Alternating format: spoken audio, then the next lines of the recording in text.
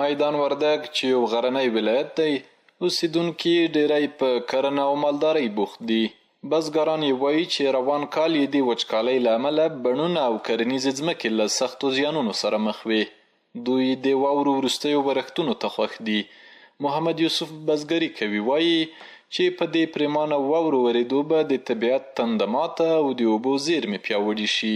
د واورې ته خو موږ دونه ډېر خوشحاله یاستو چې خصوصا د موږ د قانون په اطرافو کې چې ژوند کوو، کلي کور کې چې ژوند کوو، د واورې ته ډېر خوشحاله یاستو. دونه وخت کې دونه صحیح واورې نه وې سوي، فضل د خدای ډېرې ښې واورې وسوې. دې ته د قانون د ټول خلک ورته خوشحاله دي. والا ستونزې خو داسې وې چې لښتې کې اوبه نه وې، یالو کې اوبه نه وې، څاګانې راته وچې وې. بیا هم د شاوخوا ته لرې لرې ځایونه به موږ اوبه راوړلې. اوس فضل د خدای د واورې څه وسولې په څاګانو کې مې څه اوبه پیدا سوي، لښتې کې مې انشاءالله اوبه پیدا کېږي. بصیر احمد هم بزګري کوي. هیله مند دی چې له وروستیو ورښتونو سره راتلونکی کال ښې راځوي. د خدای فضل د واورې چې وسولې ته مخکې موږ د واورې موږ ته ډېر امیدونه پیدا کړل. دنه مخکې ډېره وچکالي وه، حتی د موږ منطقه کې د څښلو اوبه هم نه وې.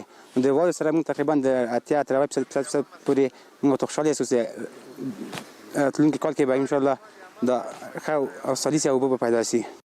د میدان وردګ ولایت کرنیزو چارو امریت مسؤلین وایي چې د دې ولایت په مرکز او ولسوالیو کې په کافي اندازه واورې وورېدې. زیاتوي چې راتلونکی کال به د بزګرانو په حاصلاتو کې د پام وړ زیاتوالی راشي.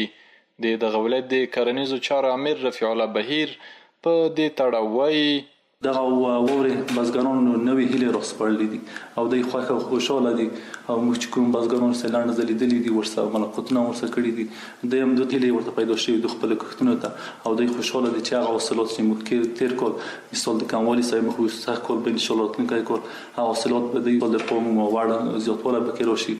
ورته مهال مسؤلین د دغه ولایت له ټولو ولسونو غوښتنه کوي چې د ځمکې لاندې اوبو سطحې د لوړولو په موخه د بامونو، لارو او کوڅو واورې په جذبي سیمو او څاګانو کې واچوي.